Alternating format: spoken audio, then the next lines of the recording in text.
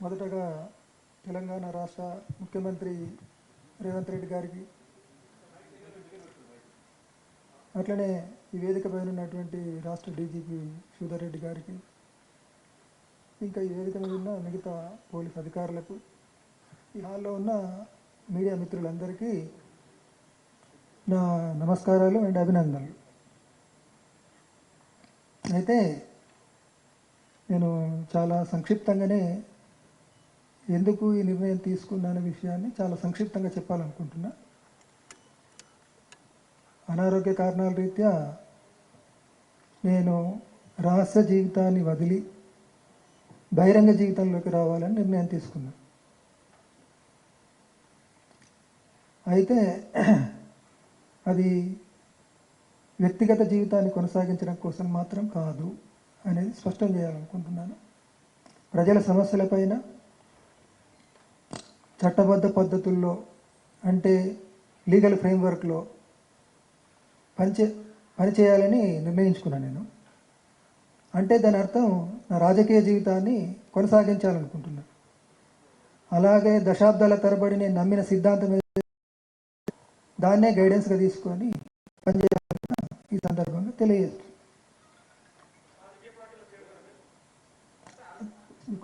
కొంచెం आगे तो इसी बात को मैंने हिंदी में दोहराना भी चाहता हूँ। जैसा कि तेलुगु में मैंने बताया, राज्य की माननीय मुख्यमंत्री जी को और यहाँ मंच पर उपस्थित डीजी श्रीधर रेड्डी जी को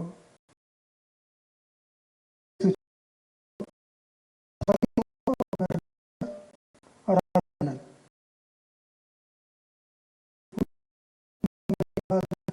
मैंने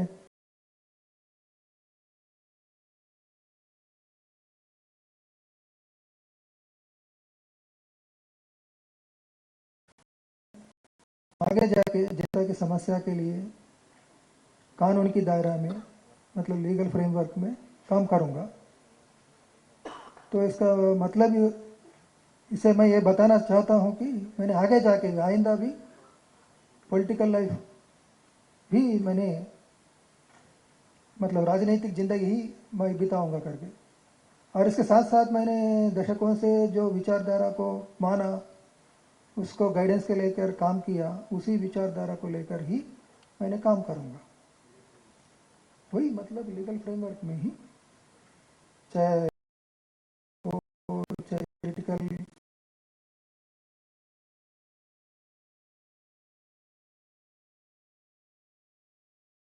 रखूंगा।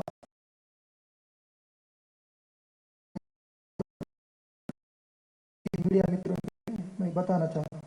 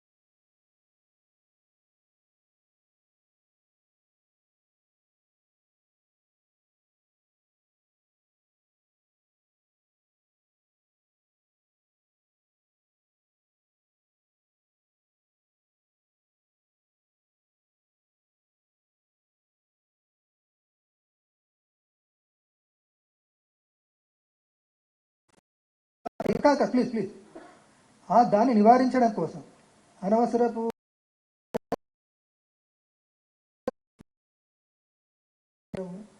నిర్ణయించుకుంది ఏంటంటే, మీరు ఎంత వివరంగానైనా కానీ ఎన్నైనా ప్రశ్నలు అడగచ్చు, ఎంతైనా కానీ చర్చ, దానికోసం మేము తగినంత సమయం కేటాయిస్తాం. ఇంటర్వ్యూల రూపంలో వాటన్నిటికి కూడా జవాబులు ఇస్తాం. ఈ సందర్భంగా తక్కువ సమయంలో ప్రశ్నలకు చెప్పిన జవాబు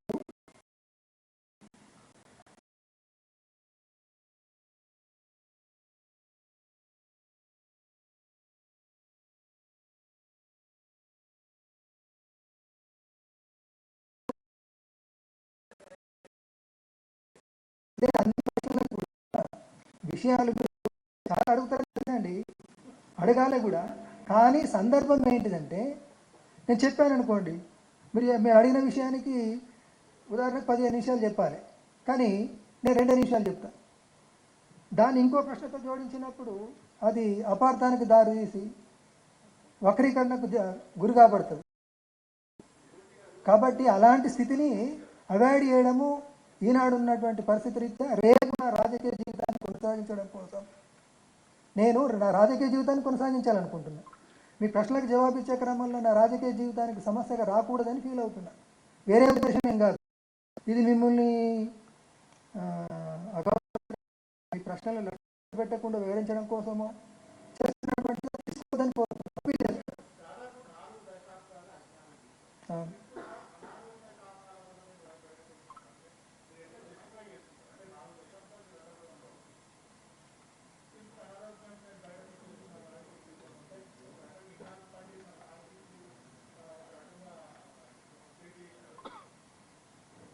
అదే ఇప్పుడు ఏ విషయానికైనా నేను కోరేది ఏంటంటే, మీ అందరినీ కోరేది ఏంటంటే, ఇది అయిన తర్వాత మీ అందరికీ తగినంత సమయం ఇస్తాం మేము. మీరు అడిగిన ప్రశ్నలంటే వివరంగా జవాబు ఇస్తాం. అది దానికి ఉపయోగపడుతుంది. Yeah, okay, thank you very much friends, thank you sir. ఒక నిమిషం, ఆయన చెప్తున్నాడు కదండి, మన రెహమాన్ సాబ్ క్యాబుల్నే తర్వాత మళ్ళీ పిలిచి మాట్లాడతాను, ఇంటర్వ్యూలు ఇస్తాను చెప్తున్నాడు కదా, చాలా వివరంగా సమగ్రంగా మాట్లాడుతూ అంటున్నాడు కదా सर। मैं गढ़चिरौली से आया हूँ, नेटवर्क 18 मराठी। सबसे बड़ी बात है कि जो सफलता आंध्र पुलिस को उस समय मिली थी आंध्र से माओवाद खत्म करने में, आज हाँ उस समय की बात बोल रहा हूँ जब तेलंगाना एक ही था। आज भी सबसे बड़ी सफलता है कि माओवादी संगठन के प्रमुख के साथ जो उनके बड़े नेता थे उनका आत्मसमर्पण करवाया, ये बहुत बड़ी मील का पत्थर वाली सफलता आप लोगों के नाम है। लेकिन सबसे बड़ा चेहरा है गणपति। आज गणपति के संदर्भ में तेलंगाना पुलिस क्या आह्वान करने जा रही है, क्योंकि गणपति जिन्होंने 2 संगठनों का मर्जर करवाया, सीपीआई माओइस्ट संगठन उन्हीं के माध्यम से अस्तित्व में आई, तो गणपति के लिए क्या लक्ष्य रखा गया है उनको आत्मसमर्पण करवाने के लिए, या जो भी है?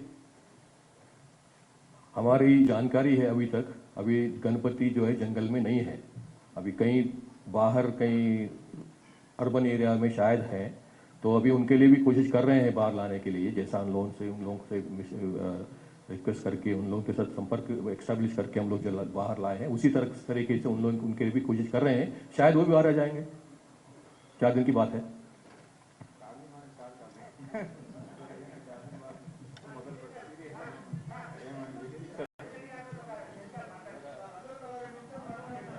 రాజిరెడ్డి గారు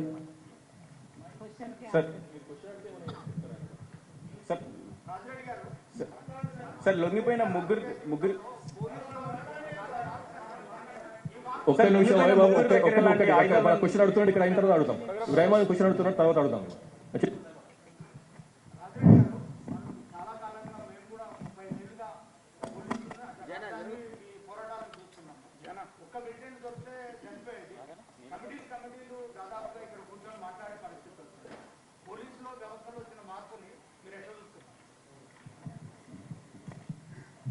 ముందైతే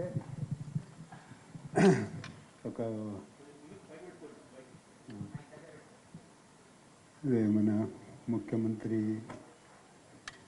ప్రకటించినటువంటి ప్లాను, తర్వాత మన డీజీపీ గారు, ఇతర పోలీసు అధికారులు చేస్తున్నటువంటి కృషి, ఈ సందర్భంగా నేను వాళ్ళందరికీ కూడా నా నమస్కారాలు, నా శుభాకాంక్షలు కూడా తెలియజేస్తున్నాను. అయితే ఇప్పుడు మన కామ్రేడ్ దేవిజీ మాట్లాడినట్టు మేము రేపు ప్రజల యొక్క సమస్యలపైన ప్రజల తరపున ప్రజలతో నిలబడి పనిచేస్తామనేటువంటివి చెప్తున్నాం. అయితే ప్రజాస్వామిక పద్ధతుల్లో అనుకున్నప్పుడు వేరే పార్లమెంటరీ సిస్టంలోకి పోవాలనేటువంటిది మా ఉద్దేశం అయితే కాదు. ఇవాళకి ఆలోచించుకున్నటువంటిది ప్రజల ప్రజాస్వామిక హక్కుల కోసం ఎన్నో పోరాటాలు జరుగుతున్నాయి. ఆ పోరాటాలను సంఘటితం చేయడం కోసం ప్రజాస్వామిక చట్ట పరిధిలోనే మేము పనిచేస్తామనేది ఆలోచించి అది అట్లనే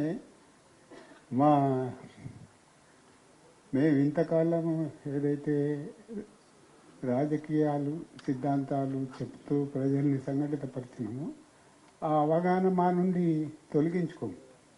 అయితే అవకాశాలు వచ్చిన మేరకు ప్రజల పోరాటాల వెనుక ప్రజల పోరాటాలతో మేము నిలబడతామనేది హామీ ఇస్తున్నాం.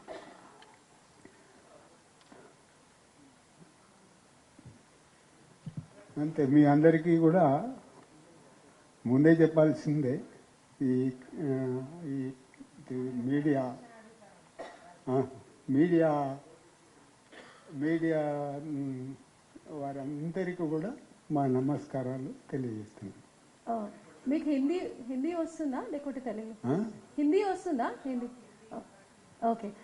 आपसे जानना चाह रहे थे, जब आप जो है इस नक्सल मूवमेंट में आए थे, उस वक्त में जो वजह थी, क्या आज भी वैसी ही वजह दिख रही है जनता में, या फिर आपको लगता है कि बदलाव आया है तो इसीलिए आप भी लीगली जो है लोगों के बीच में रहकर लड़ने के लिए तैयार हुए हैं? क्या बदलाव दिख रहा है? बदलाव तो दिख रहे हैं, मगर उतना चर्चा करने का मौका नहीं। मैं बदलाव तो साधारण रूप से देखने से बदलाव तो है, और कानूनी ढंग से हम लड़ने के लिए जो लड़ाई जनता जो कर रहे है, वो जनता का साथ हम रहने के लिए सोच रहे हैं।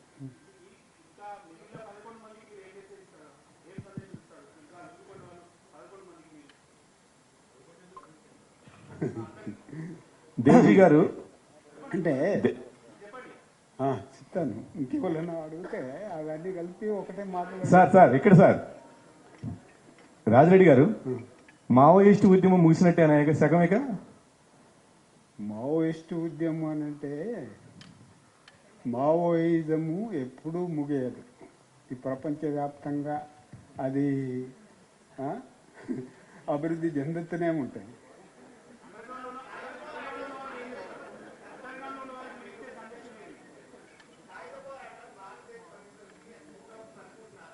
ఇప్పుడు ఒకరికి దానికి జవాబు చెప్పాలంటే అది మీకు సంతృష్టిని కూడా ఇవ్వదు. ఎందుకంటే సాయుధ పోరాటం ముగిసిందా అంటే ముగిసింది అనేది చెప్పినా, లేదా అది రేపు మళ్ళీ తిరిగి తలెత్తుతుందని చెప్పినా కూడా దానికి సంతృప్తి ఎవరు పడరు కదా. అందుకోసం ఒకటి మీ అందరికీ నా విజ్ఞప్తి ఏంటంటే మేము ఇక్కడి నుంచి పోయిన తర్వాత మా అడ్రస్ మీకు తెలియకుంటే ఉండదు. మీకు ఏం కావాలనుకున్నా కూడా మాతోని వచ్చి కూర్చుండి రోజంతా కూర్చుండి కూడా మీకు కావలసిన ప్రశ్నలకు జవాబులు తీసుకొని మీరు మీడియాలో ప్రచురించవచ్చు.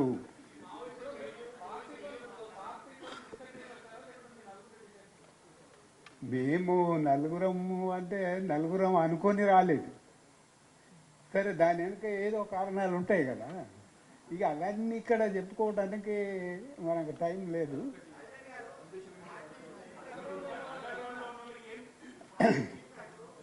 ఇప్పుడు అయితే మన మిగిలిన వాళ్లకు ఏం సందేశం ఇవ్వడం అనేది మా ఆలోచనలో కొన్ని ప్రశ్నలు ఉన్నాయి.